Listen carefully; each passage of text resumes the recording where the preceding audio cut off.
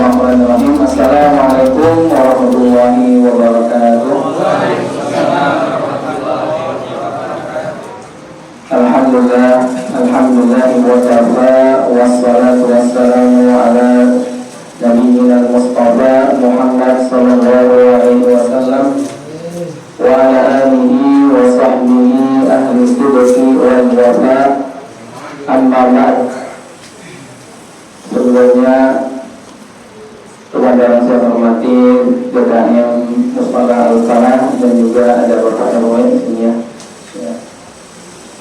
Bapak-bapak, ibu-ibu jamaah yang dimuliakan oleh Allah Subhanahu wa taala.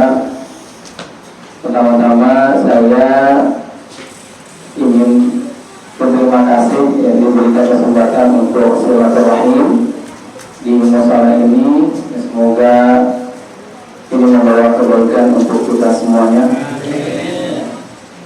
Berikutnya saya ini diutus sama Yayasan YPM PLN. Jadi insya Allah nanti ada 10 pertemuan yang 10 malam. Nanti saya ditugaskan untuk imam di sini termasuk malam ini. Insya Allah mudah-mudahan Allah kasih kesehatan untuk kita bisa bertemu kembali pada malam-malam yang akan datang. Beberapa jamaah dan guru yang dimuliakan oleh Allah Subhanahu wa taala. Saya juga mohon maaf kalau bacaannya tadi beda dengan yang biasanya gitu ya. Jadi mohon maaf kalau kepanjangan. Mohon maaf kalau kepanjangan. Karena tadi saya tanya biasanya apa? Biasanya At-Tanatsur sampai Anas. Oh iya. Nah, Bapak sesekali ya Bapak Ibu ya. Sesekali. Insyaallah besok-besok ada pendekatan dah gitu ya. Insyaallah. Baik Bapak Ibu semuanya, Ramadan yang kita ketahui, yang kita jalani saat ini adalah bulan yang penuh dengan kemuliaan, penuh dengan keberkahan, bulan istimewa yang dinanti-nanti oleh seluruh umat muslim di dunia. Di bulan ini Allah Subhanahu wa taala memberikan atau juga membukakan pintu ampunan kepada hambanya seluas-luasnya. Bulan ini Allah melipat gandakan setiap amal saleh yang kita lakukan berlipat-lipat kali dibandingkan bulan yang lain selain bulan Ramadan. Bahkan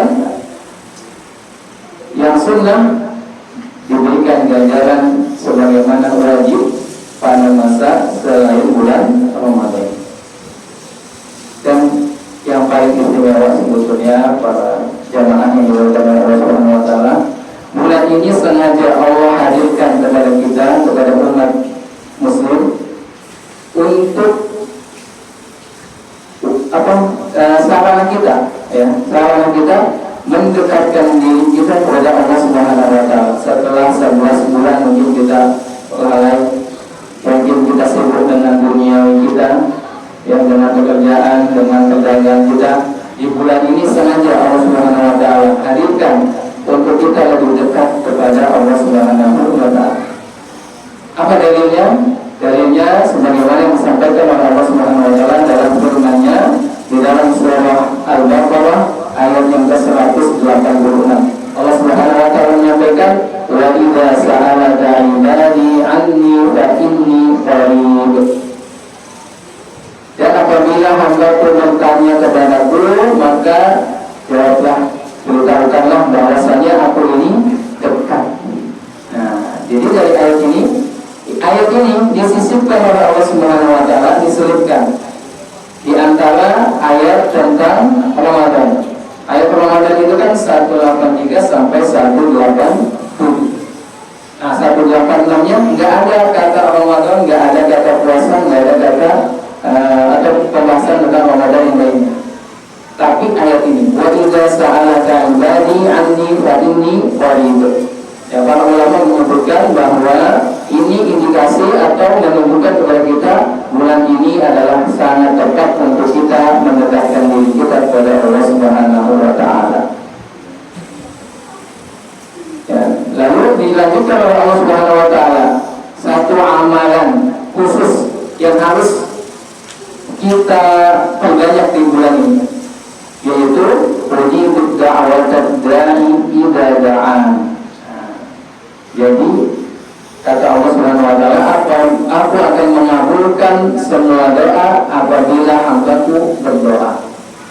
Nah, kaitannya apa? Berarti kita simpulkan bahwa bulan ini gitu ya, Allah kita disuruh untuk mendekat kepada Allah dan disuruh untuk banyak-banyak berdoa kepada Allah Subhanahu wa taala. Ini juga sesuai dengan apa yang disampaikan oleh Nabi Muhammad SAW, bahwa Nabi SAW menyampaikan salatun la turaddu da'watuhum, 3 golongan yang doanya tidak tertolak. Yang pertama disebutkan dalam hadis itu adalah as-shaimu hatta yuftir, orang yang berpuasa sampai dia berbuka. Nah, jadi ada nasihat dari Nabi SAW, penjelasan bahwa orang yang berpuasa doanya itu tidak akan ditolak oleh Allah Subhanahu wa taala, pasti dikabulkan.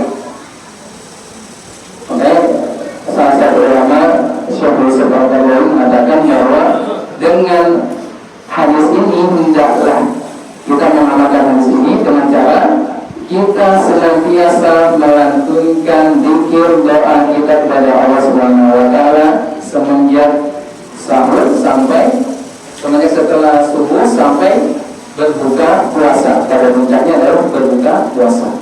Itu anjurannya seperti itu. Karena ini adalah waktu-waktu yang mustajab, waktu-waktu yang Allah kemungkinan akan mengabulkan doa kita, itu kemungkinannya lebih besar. Di ayat, di hadis yang lain atau berkaitan dengan doa, berkaitan dengan doa. Doa itu kita adalah meminta kepada Allah Subhanahu wa taala atas semua keinginan kita, kebutuhan kita. Coba kita renungkan, kalau kita minta sama manusia, sama makhluk, kira-kira kecewa atau sesuai dengan harapan? Kebanyakan kecewa kita. Dan juga kalau kita minta sama makhluk, yang ada apa? Martabat kita rendah. Ya, martabat kita rendah. Kita menjatuhkan martabat kita. Tapi kalau kita berdoa, ini bedanya. Kalau kita berdoa meminta kepada Allah Subhanahu wa taala, yang ada kata Nabi apa? Laisa syai'un aqrama 'ala Allah taala minad du'a. Tidak ada sesuatu pun yang paling mulia di sisi Allah Subhanahu wa taala melainkan berdoa, meminta. Jadi Allah itu senang diminta, Pak. Kalau kita senang diminta, apa senang minta, Pak? Ayo. Ya, kalau Allah itu senangnya dipinta. Senang sekali kita menangis, memohon semua hajat hidup kita. Allah sangat mencintai hamba yang seperti itu. Nah, bahkan Allah sangat murka kalau ada hambanya yang enggan berdoa kepadanya. Nah, ini bedanya. Jadi bulan puasa itu sepanjang hari kita upayakan untuk banyak-banyak berdoa kepada Allah Subhanahu wa taala sampai nanti berbuka. Nah, nanti ketika berbuka ini Bapak Ibu semuanya, kata Nabi, inna lis-shaimi 'inda fitrihi lada'watun ma turad. Sesungguhnya orang yang berpuasa pada saat berbuka puasa itu, ya, bagi mereka doanya tidak akan pernah tertolak. Lada'watun la turad, ma turad. Ya, jadi orang yang berpuasa saat berbukanya itu adalah doa yang tidak akan pernah ditolak oleh Allah Subhanahu wa taala. Nah, sekarang kita coba renungkan. Saat kita berbuka puasa, apa yang kita sibukkan? Apa? Kita sibuk dengan apa? Makan, minum, ya, walaupun tidak ada sajian lontong, bakwan, gorengan atau campur, ya. Jadi kita fokusnya sama makan dan minum. Nah, ini yang harusnya kita coba ubah, Bapak Ibu jemaah semuanya. Kita coba ubah kebiasaan kita. Ini waktu berbuka puasa adalah waktu yang sangat-sangat mustajab. Ini sudah dijamin oleh Nabi Sallallahu Alaihi Wasallam. inna lis-shaimi inda fitrihi la da'watun ma turad. Nah, saat berbuka itu tidak akan pernah tertolak doa kita. Jadi ketika berbuka puasa, gitu ya, ketika berbuka puasa kita kan merasa bahagia, ada makanan, gitu ya, pasti begitu ya. Karena akan kita cicipi lagi nih makan setelah dari sahur kita menahan lapar dan haus. Ya. Ketika dihidangkan, wah alhamdulillah nih, pasti sangat menggebu-gebu gitu ya. Kita bahagia. Ini juga memang kata Nabi begitu. Ya, lis-shaimi farhatan, bagi orang yang berpuasa ada dua kebahagiaan. Farhatun inda fitri wa farhatun inda liqa'i rabbih. Bahagia saat berbuka dan bahagia saat nanti ketemu Allah Subhanahu wa taala. Namun mari saya mengajak lagi Bapak Ibu semuanya, mari kita tingkatkan level kebahagiaan kita. Jangan kita bahagia hanya karena ada makanan. Akan hilang dahaga dan lapar yang kita rasakan. Iya, jangan sampai situ. Iya, kita bahagia memang. Tapi mari kita tingkatkan bahwa kita dipertemukan dengan saat-saat yang sangat mustajab, yang mungkin nanti di bulan lain Allah tidak akan pernah memberikan saat-saat tersebut. Jadi kita bahagia, kita dapati waktu yang sangat mustajab, kita bahagia, kita lantunkan semua hajat kita, semua keinginan yang kita miliki. Itu yang harusnya kita lakukan. Jadi ketika berbuka puasa, baiknya cukup kurma satu kita makan, langsung air seteguk dan langsung angkat tangan kita memohon kepada Allah Subhanahu wa taala. Gorengan entar dulu, bakwanya entar ya. Angkat tangan dulu ya, angkat tangan, doa semua yang kita inginkan sampaikan kepada Allah Subhanahu wa taala. Dan beberapa doa yang harusnya kita sampaikan kepada Allah Subhanahu wa taala itu, yang pertama, kita harus meminta ampunan kepada Allah Subhanahu wa taala. Ini jangan lupa, karena ya kebiasaan para sahabat itu seperti itu. Bahkan sahabat Ibnu Umar itu ketika berbuka puasa, dia angkat tangannya, dia berdoa, Allahumma inni as'aluka bi rahmatika allati wasi'at kulla syai' an taghfirli. Apa Bapak Ibu? Ya, belum ya. Allahumma inni as'aluka bi rahmatika allati wasi'at kulla syai' an taghfirli. Aku memohon kepadamu ya Allah, dengan rahmat-Mu yang meliputi segala sesuatu, ampunilah aku. Itu beliau baca saat berbuka puasa. Jadi itu jangan sampai kita kelewat untuk memohon ampunan Allah Subhanahu wa taala. Lalu yang harus kita panjatkan kepada Allah Subhanahu wa taala berikutnya adalah semoga Allah memberikan atau mengabulkan, menerima amal ibadah yang kita lakukan pada hari itu.